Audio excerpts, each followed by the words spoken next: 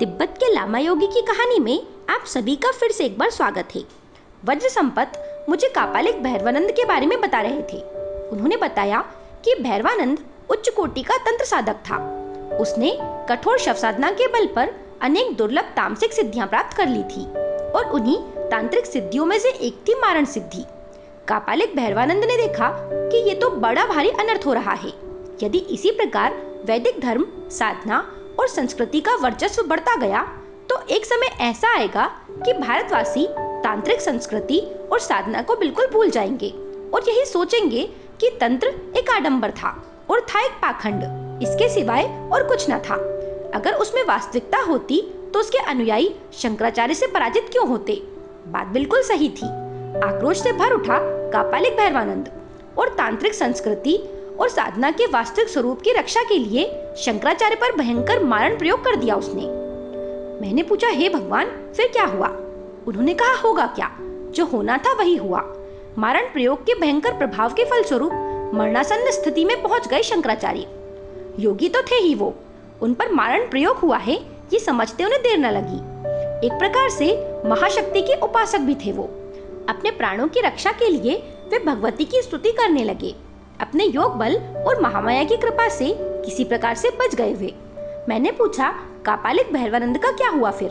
उन्होंने कहा, हारने के बाद अपनी भैरवी बिंदुमती को लेकर इसी हिम प्रदेश में चला आया वो। कालांतर में इस मठ का निर्माण किया और फिर अपने इष्ट देव और अपनी आराध्य की प्रतिमा स्थापित की उसने।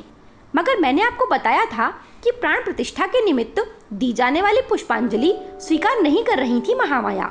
उनकी इच्छा तो कुछ और ही थी।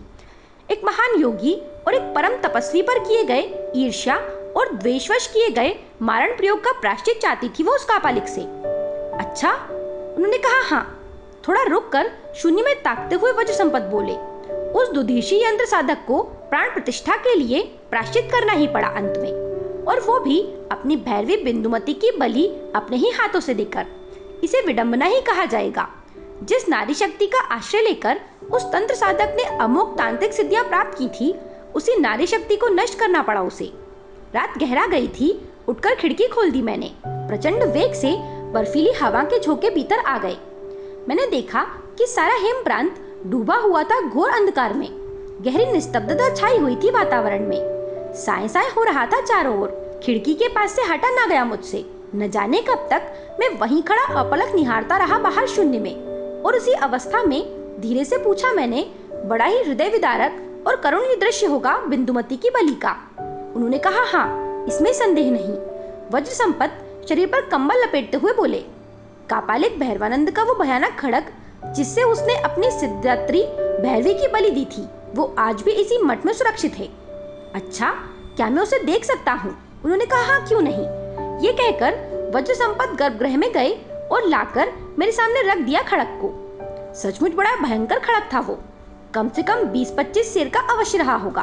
मैं सोचने लगा, इस खड़ग से न जाने कितनी नरबली दी गई होंगी, कितने नरमुंड धड़ से अलग हुए होंगे इस खड़ग से, और कितने नर पशुओं के शोणित से लाल हुआ होगा ये खड़ग। निश्चय ही इस खड़ग के एक ही प्रहार से अलग हो गया होगा बिंदुमती का सिर धड़ से, और रक्त रंजित हो उठी होगी दूसरे ही क्षण बलि भूमि। मैंने आगे पूछा, भैरवानंद का क्या हुआ? मेरा प्रश्न सुनकर कुछ क्षण वज्र संपत मौन रहे और न जाने क्या सोचते रहे। फिर गंभीर स्वर में बोले, उसने भी अपनी बलि दे दी महामाया के चरणों में। मैंने कहा, ये क्या कहा आपने? अपनी भी बलि दे दी? उन्होंने कहा, हाँ। पूर्ववत गंभीर होते हुए बोले वज्र संपत। वो महान तंत्र साधक और वज्रधर बहुत देर तक शून्य दृष्टि से अपलक निहारता रहा महामाया कालरात्रि की भयंकर पाषाण प्रतिमा की ओर। अंगारे की तरह जलती हुई उसकी आंखें स्थिर थी और तांबिये रंग का चेहरा बिल्कुल स्याह और भावहीन था। किसी भी प्रकार का भाव नहीं था उसके चेहरे पर। उसका सारा शरीर भी पाषाणवत हो गया था। फिर अचानक किसी आवेग से उसका भावहीन चेहरा लाल होकर दबदब करने लगा। उसके नथुने फूल गए, मुख मुद्रा भी कठोर हो गई। दूसरे क्षण उसने अपनी खड़ग उठाकर अपने गर्दन पर घुमा दी। खच खच की मर्मभेदी आवाज के साथ ही उस महान कापालिक का रक्तरंजित मुंड धड़ से अलग होकर गिर पड़ा शक्ति के चरणों में। एक पल में अघटित घट चुका था। आखिर अपनी बलि क्यों दे दी भैरवानंद ने? शायद अपनी भैरवी के अभाव में वो जीवित नहीं रहना चाहता हो। वैसे भी मणिहीन सर्प की भांति हो गया था उसका जीवन। इतना कहने के बाद वज्र संपत ने मेरी ओर देखा और फिर गंभीर होते हुए कहा, रात बहुत हो चुकी है और आज का हमारा विषय भी बहुत अधिक गंभीर हो चुका है। आप अपने कमरे में जाएं और जाकर आराम करें।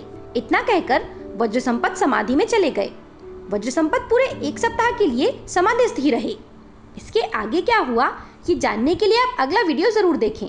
मेरे साथ बने रहने के लिए आप सभी का धन्यवाद।